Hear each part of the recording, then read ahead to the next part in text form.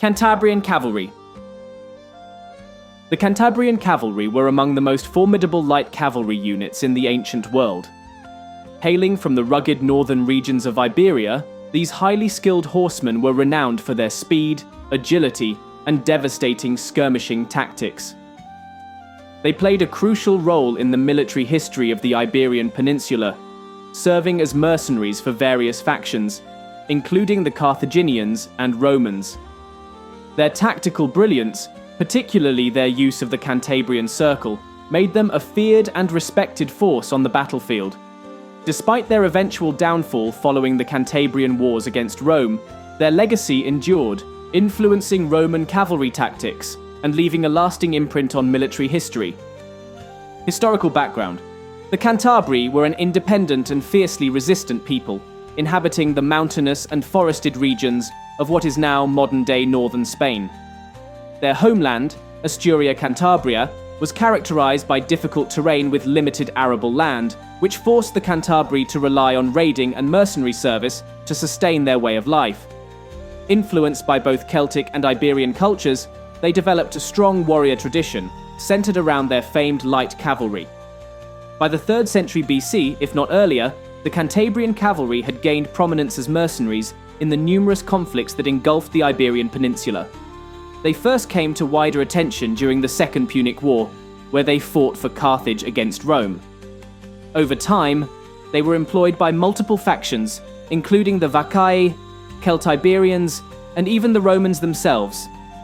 Their ability to serve multiple masters at once speaks to their effectiveness and reputation as elite light cavalry. One of their most remarkable moments came in 137 BC, when the Roman consul Gaius Hostilius Mancinus, upon hearing of the arrival of Cantabrian reinforcements, abandoned his siege of the Aravaci stronghold of Numantia and surrendered his 20,000-strong army. This event demonstrated the psychological impact and battlefield prowess of the Cantabrian cavalry. However, their resistance to Roman expansion led to their eventual downfall. In response to their continued raids and defiance, Emperor Augustus launched a campaign of conquest against them between 29 and 19 BC. The Cantabrian Wars were a brutal series of conflicts that ultimately led to the destruction of their homeland. Many of the Cantabri were killed, enslaved, or forced into submission, but their legacy as formidable cavalrymen persisted even after their military defeat. Weapons and armor. The Cantabrian cavalry prioritized speed and maneuverability over heavy armor, making them exceptionally effective in hit-and-run tactics. Their equipment reflected this focus on agility and ranged combat. Horses. Their mounts were small, shaggy, and sure-footed, ideally suited for the hills, forests, and bogs of their native terrain. Though slower than the larger Iberian war horses, these animals were incredibly agile, allowing their riders to navigate difficult landscapes with ease. This gave the Cantabrian cavalry an edge in guerrilla-style warfare, where they could strike swiftly and retreat before heavier cavalry or infantry could react. Weapons. The primary weapon of the Cantabrian cavalry was the javelin. Each rider carried multiple javelins, which they used to harass and weaken enemy formations from a distance. Their ability to unleash a relentless hail of projectiles made them especially effective against heavily armored opponents who relied on close combat. As a secondary weapon, they wielded the falcata, a curved sword with armor-piercing capabilities. Though not ideally suited for prolonged melee engagements, the falcata was devastating in close-quarters combat, particularly when used to attack distracted or already engaged foes. Armor and shields. Cantabrian riders wore minimal armor, consisting only of a rough tunic and cloak. This lack of protection made them vulnerable in direct engagements, but it also enhanced their mobility. Their primary means of defense was the caetra, a small round shield that provided some protection against missiles and melee attacks. Given their fighting style, avoiding damage was more critical than absorbing it, and their equipment reflected this philosophy. Tactics and battlefield effectiveness. The Cantabrian cavalry's effectiveness lay in their ability to disrupt enemy formations, exhaust opponents through constant harassment, and strike vulnerable targets with precision. They rarely engaged in prolonged melee combat, preferring to rely on superior mobility and ranged attacks. Their battlefield role revolved around hit-and-run engagements, where they would unleash volleys of javelins before swiftly retreating. This strategy allowed them to whittle down enemy forces while minimizing their own casualties. They were particularly effective against slow-moving infantry formations, which struggled to counter their speed and evasiveness. Their most famous tactical maneuver was the Cantabrian Circle, a formation designed to provide continuous missile fire while minimizing exposure to enemy attacks.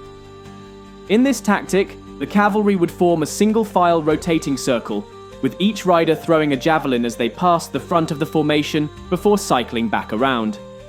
This ensured a constant stream of projectiles raining down on enemy troops, disrupting their cohesion and morale. The Cantabrian Circle also had the added advantage of making individual riders difficult to target. By maintaining constant movement, they became elusive targets, particularly against archers and other missile troops. This tactic was so effective that the Romans later adopted it into their own cavalry doctrine.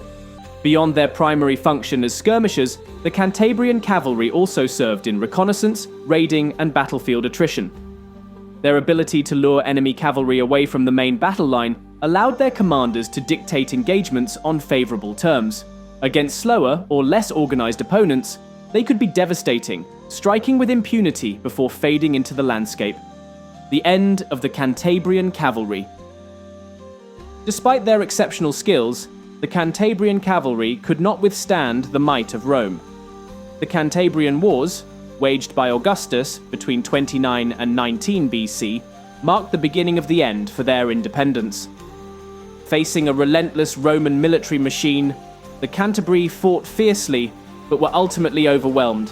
Their lands were ravaged, their settlements reduced to ashes, and many of their people were enslaved or forcibly assimilated into Roman society.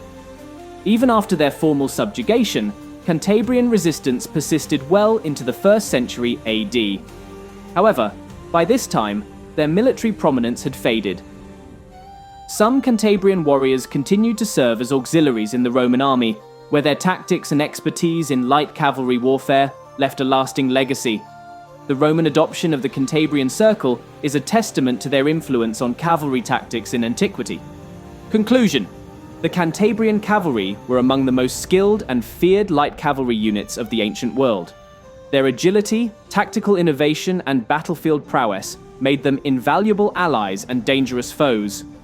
Though they ultimately fell to Rome, their legacy endured in Iberian and Roman military traditions. Their mastery of skirmishing warfare, particularly through their famed Cantabrian Circle, set a standard for light cavalry tactics that would be remembered for centuries. Today, they stand as a prime example of how a highly mobile and tactically adept force can challenge even the most powerful armies of its time.